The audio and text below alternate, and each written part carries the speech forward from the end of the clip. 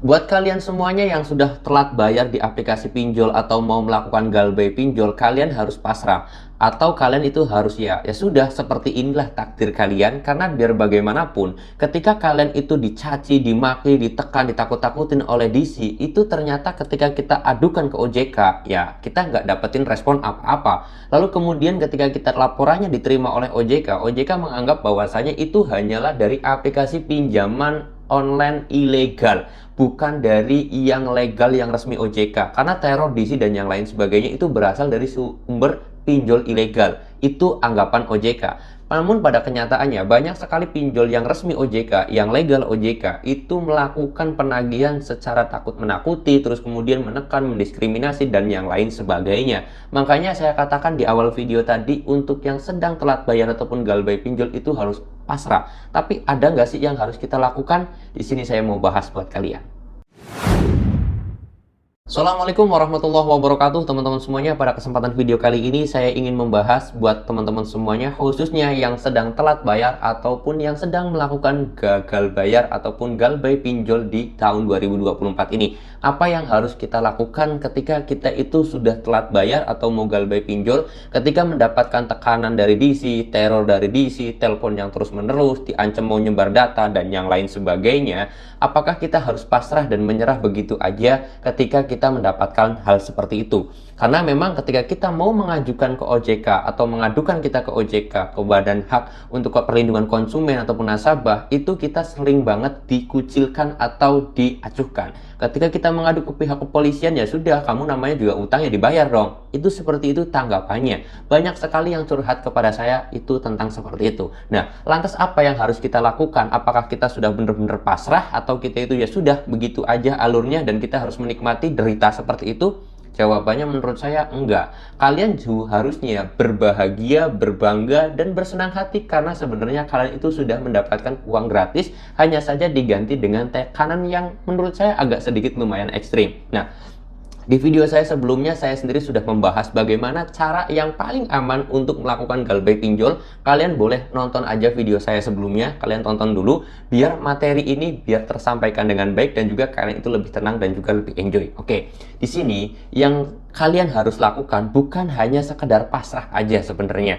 tapi kalian itu harusnya bersyukur karena kalian itu sudah boleh atau sudah harusnya kalian itu tidak melakukan pembayaran lagi di aplikasi pinjol tersebut. Kenapa? Karena pinjol tersebut sudah melanggar. Lalu kemudian kalian juga nggak perlu lagi repot-repot mengadukan ke OJK, mengadukan kemanapun, ke lembaga apapun. Karena kalian ya, saya yakin bakal diremehkan atau dikucilkan. Ya walaupun di kemarin itu ada putusan MK yang menekan baik Presiden, Wakil Presiden, DPR RI, Kominfo, dan juga OJK itu agar lebih memperketat lagi terhadap pinjaman online. Tapi nyatanya dari peraturan-peraturan perundang-undangan ataupun surat edaran OJK yang telah berlalu-lalu di tahun-tahun 2016, tahun 2018, tahun 2020 dan seterusnya, itu ternyata ya surat edaran OJK ya dihiraukan oleh pinjol dan OJK pun tidak mengawasi sampai ke lapangan. Dan itu menimbulkan banyak sekali kontroversi yang mana ini sebenarnya salah siapa? Apakah salah pinjol yang telah melanggar peraturan yang telah ditetapkan undang-undang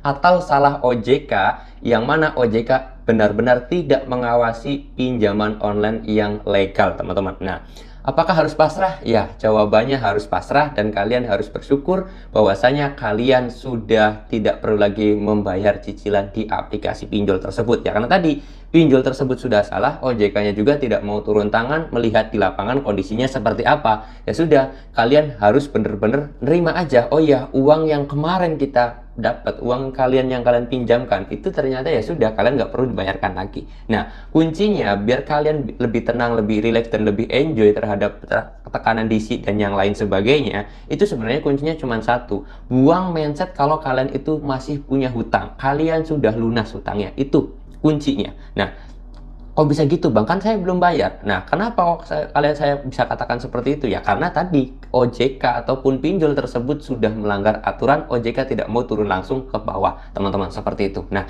terus kemudian apakah kita itu bakal masuk ke Slick OJK Bang, masuk ke BI checking ataupun masuk ke Pusdafil. Ya kalau seperti itu karena kita sudah melakukan gagal bayar ataupun telat bayar, sudah pasti kita sudah masuk. Jadi ya kalian nggak usah mikirin yang namanya Slick OJK, BI checking dan yang lain sebagainya, karena kalian sudah menerima uangnya. Terus kemudian kalau kita didatangin DC, terus kemudian apa namanya bakal datang RT, RW dan kepala desa, itu kalian nggak usah pikirkan, karena pikiran seperti itu sebenarnya malah mengganggu kalian, akan semakin takut, bukan semakin relax, bukan semakin enjoy. Kuncinya kalian harus enjoy aja. Kalau misalkan ada RT ataupun RW yang mau datang ke rumah kalian, ya nggak biarin aja. Emangnya RT sama RW mau ngurusin utang pinjol? Kan nggak mungkin. RT dan RW juga nggak bakalan mau bersangkut paut terhadap utang pinjol kalian.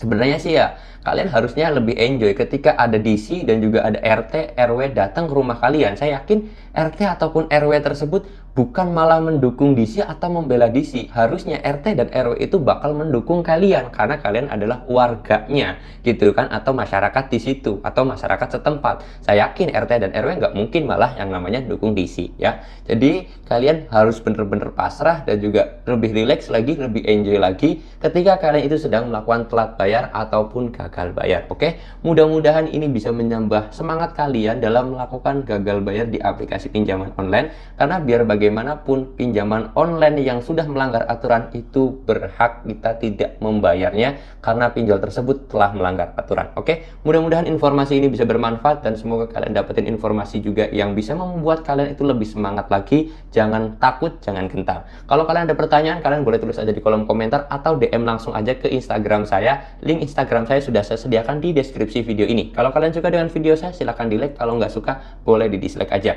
Saya tutup dulu video ini dengan kata Assalamualaikum warahmatullahi wabarakatuh.